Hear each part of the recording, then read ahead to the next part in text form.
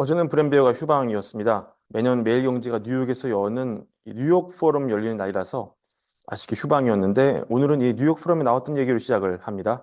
포럼에 전 연준 부의장이신 리처드 클레리다가 오셨어요. 첫 번째 세션이었는데 연준 부의장 주신 경제학자 이분이 묘한 얘기를 합니다. 사실 지금 미국의 침체 가능성을 주장하는 분은 이제는 많이 없어졌습니다. 객관적으로 찍혀 나오는 데이터들이 너무 견고하게 나오기 때문에 GDP, 실업률, 증시 이런 것들이 경제 강함을 보여주고 있습니다. 한때 경제 침체설, 강하게 경제를 강타했던 침체설이 이제는 많이 주춤한 상황이죠. 근데 이 클레리다 전 부의장이 지금 미국 경제가 굉장히 강하다는 것을 인정합니다. 실업률을 봐도 그렇고 GDP를 봐도 그런데 문제는 이런 게 물가를 내리는 것에 방해가 돼서 물가를 내린 만큼 경제가 약하지 않아서 올해는 기본적으로 50bp 추가로 인하되는 게 기본 시나리오로 보고 있긴 한데 왜냐면 경제가 필요한 수준 이상의 지나치게 높은 금리 수준이라는 거죠, 지금이. 근데 두 번 낮춘 후에는 내년에는 이거 모른다는 겁니다. 왜냐면 물가가 예상보다 잘 안 내려와서 금리를 잘 못 내릴 수 있는데 재밌는 게 클레리다가 반대 시나리오도 얘기를 해요. 왜냐? 이번 사이클에서 많은 금리 인상이 있었기 때문에 금리 올린 정책이 경제에 미치는 효과가 아직 크게 나타나지 않았을 수도 있다. 그래서 내년에 더 경기가 급격하게 둔화될 가능성도 있다.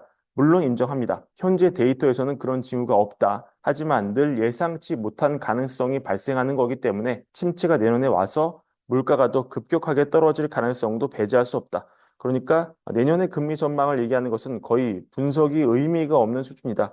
그래서 연준은 내년에 더 데이터 디펜던시가 될 것이다. 이렇게 얘기합니다. 그러니까 연준 부의장을 지낸 이코노미스트조차 여전히 내년 경기 침체의 설을 버리지는 않고 있다. 이런 점. 하지만 거듭 인정합니다. 올해 지금은 경기 침체 징후는 없다. 하지만 내년은 모른다. 이렇게 얘기했다는 점 챙겨가시면 좋을 것 같습니다. 제가 과거 방송에서 인간은 합리적인 동물이 아니라 감정적인 동물이다. 얘기 여러 번 전해드렸는데 오늘 마침 브루킹스 연구소에서 너무 좋은 보고서 나왔습니다.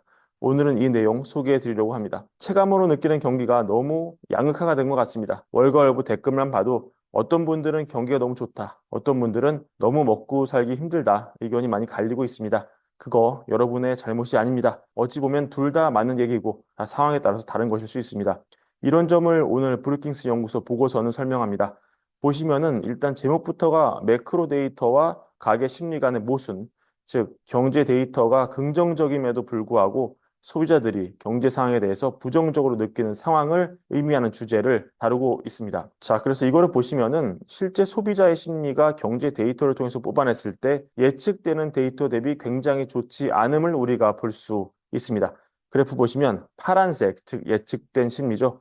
뭘 예측합니까? 실업률, 인플레, 증시, 소비 이런 데이터를 넣고 이 정도 값이 나오면 이 정도 심리가 찍힌다. 이거를 뽑아내는 거죠. 값을.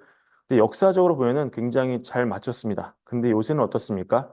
하나도 안 맞죠. 완전히 괴리됐습니다.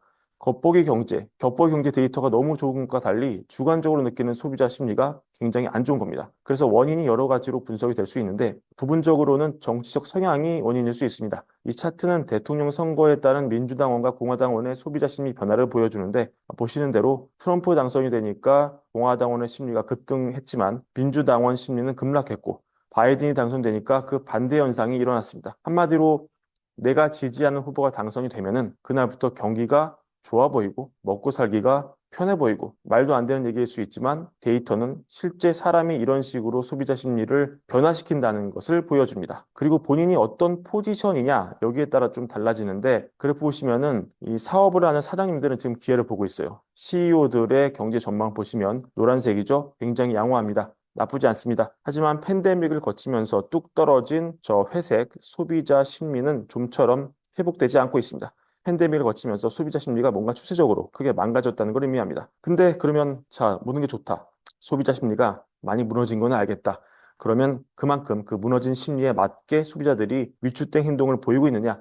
근데 그게 또 아닙니다. 지금 실질 소비 지출을 보시면 팬데믹 이후에 실질 소비 지출이 빠르게 회복이 되어서 21년부터 현재까지 연간 3.4% 성장률 기록해서 이전 10년, 팬데믹 오기 전 2010년부터 2019년 사이에 평균 성장률 2.4보다 오히려 높습니다. 어디에 돈을 많이 쓰느냐? 항공여행, 해외여행 수를 보니까 이미 팬데믹 이전 수준을 아득하게 넘어서 항공 지출의 경우 이미 팬데믹 이전 대비 40% 증가했다. 물론 이거는 물가가 올라서 생긴 효과도 있겠지만 이 다른 지표를 봤을 때 단순히 물가 문제가 아니다. 팬데믹 이전보다 훨씬 여행을 많이 가고 있다. 이런 거 볼 수 있습니다. 노동시장의 자신감을 보여주는 자발적 퇴사율 많이 최근에 떨어졌지만 역사적으로 보면 어떻습니까? 팬데믹 이전과 비교해서 여전히 높은 퇴사율 기록하고 있습니다. 신규 사업 창업 증가, 팬데믹 동안 새로운 사업 창업도 증가했고, 팬데믹 이전보다 40% 이상 높은 수준 유지하고 있다는 데이터도 나오고 있습니다. 그러면 왜 상황이 전반적으로 좋은데 이렇게 객관적 데이터와 소비자 심리 간에는 괴리가 크냐? 가장 유력한 가설로 사람들은 그냥 인플레이션 자체가 너무 혐오스러울 수 있다. 임금이 2022년 이후에 인플레를 앞지르고 있다는 사실이 있지만 그래도 내 임금 수준의 상승과 무관하게 소비자들은 인플레이션 자체를 너무 높은 가중치를 넣고 너무너무 혐오하듯 싫어한다는 겁니다. 예를 들어 이런 겁니다. 보고서에 나오면 이런 게 있는데 내가 직장에 다니는데 내 회사가 물가가 오르는 것만큼 내 임금을 올려주지 않을 거라는 공포가 있다. 이런 연구가 나오고 있습니다. 그리고 과거 대비 오른 물가가 그냥 너무 싫고 보기만 봐도 감정적으로 구매력이 깎이는 공포를 느낀다. 식당에 가서 기분이 좋아야 되는데 오른 가격에 밥을 먹고 불편해서 체해서 소비자 심리가 훼손된다. 이런 느낌이라고 볼 수 있습니다.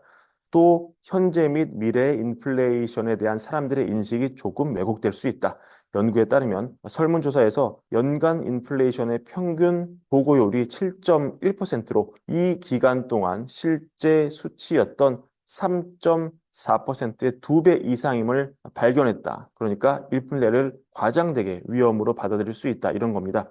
그리고 이런 것도 있습니다. 역시 작년 한 해 가격 변화보다는 누적으로 이 가격 수준을 신경 쓴다는 것이죠. 작년에 가격이 물가가 2.6만 올랐지만 소비자들은 2020년 이후 물가가 누적으로 20% 넘게 상승했다는 사실에 더 크게 반응하고 지금도 매장에 갈 때마다 여전히 충격을 받을 수 있다. 그리고 또 이 미디어 편향이 있을 수 있다. 신문에서, 방송에서, 자꾸 또 월가열부에서 자꾸 물가 얘기를 하니까 계속 물가를 바라보는 감정이 부정적으로 된다. 그래서 저도 책임감을 느끼고 앞으로 좋은 얘기만 하려고 마음을 먹을까 생각도 해보고 있습니다. 그래서 그래프 보시면은 기름값이 어느 정도에서는 미디어 노출이 거의 없는데 이 분기점 넘어가면 보도가 굉장히 가파르게 많이 나온다. 기름값이 오르면 오른 만큼만 기분이 나빠야 되는데 계속 오른다, 오른다, 오른다, 오른다 신문 방송에서 나오니까 기름값이 오른 게 내 생활에 영향을 미치는 정도보다 더 심리를 자극을 한다. 이런 거겠죠. 그래서 보고서 결론, 왜 실제 측정된 심리보다 주관적 심리가 더 안 좋냐? 첫 번째, 인플레이션의 잔여 영향이다. 지난 3년 동안의 인플레이션이 여전히 감정적으로 8.8%포인트 심리를 저하를 초래하고 있다고 추정을 하고 두 번째 부분은 단파성의 영향이다. 즉 현직 대통령을 지지하지 않는 사람들이 이 소비자 지수 심리를 약 3.6 정도 낮추고 있다고 추정한다. 마지막 물가에 대해 나오는 여러 미디어 그런 편향적인 그 팩트들이 또한 소비자 심리를 낮추고 있다. 이렇게 결론 내리고 있습니다. 판단 여러분께 맡기겠습니다. 오늘 정리한 브랜드 영상 이것으로 마무리하고요. 월걸부 구독과 좋아요 많은 사랑도 함께 부탁드립니다. 감사합니다.